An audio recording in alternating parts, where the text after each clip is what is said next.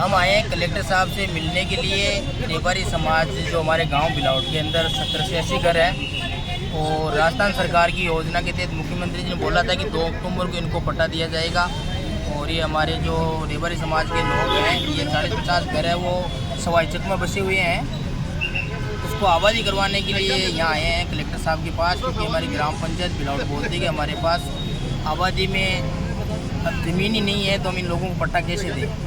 तो हमने बोला कि भाई अगर आपके पास ज़मीन नहीं है आबादी की, तो ये सवाई चकमी ज़मीन जो में बैठे हैं ये 40-50 लोग, इसको आबादी में करवा दो। तो वो कोई ध्यान ही नहीं दे रहे, इसलिए हम लोगों को यहाँ आना पड़ा।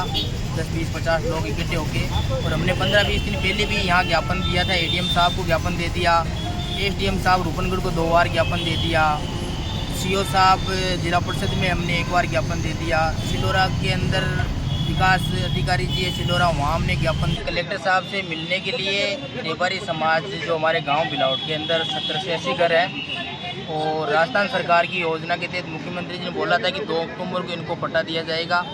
और ये हमारे जो रेवारी समाज के लोग हैं, ये 40-50 घर है, वो सवाई चक में बसे हुए हैं। उसको आबादी करवाने के लिए यहाँ आए हैं कलेक्टर साहब के पास, क्योंकि हमारी ग्राम पंचायत बिलावट बोलती है कि हमारे पास आबादी में अब ज़मीन ही नहीं है, तो हम इन लोगों को पट्टा कैसे दें। तो हमने बोला कि भाई अगर आपके पास ज़मीन नहीं है आबादी की, तो ये सवाई चकमी ज़मीन जो में बैठे हैं ये 40-50 लोग, इसको आबादी में करवा दो। तो वो कोई ध्यान ही नहीं दे रहे, इसलिए हम लोगों को यहाँ आना पड़ा।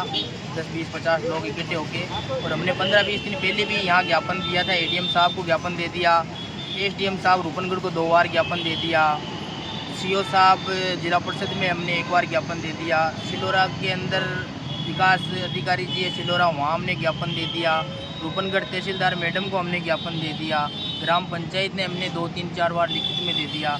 लेकिन कोई ऐसा ही नहीं, मतलब आश्वासन भी नहीं मिल रहा है कि इनको 2 तारीख को पट्टे दे देंगे ये लोग।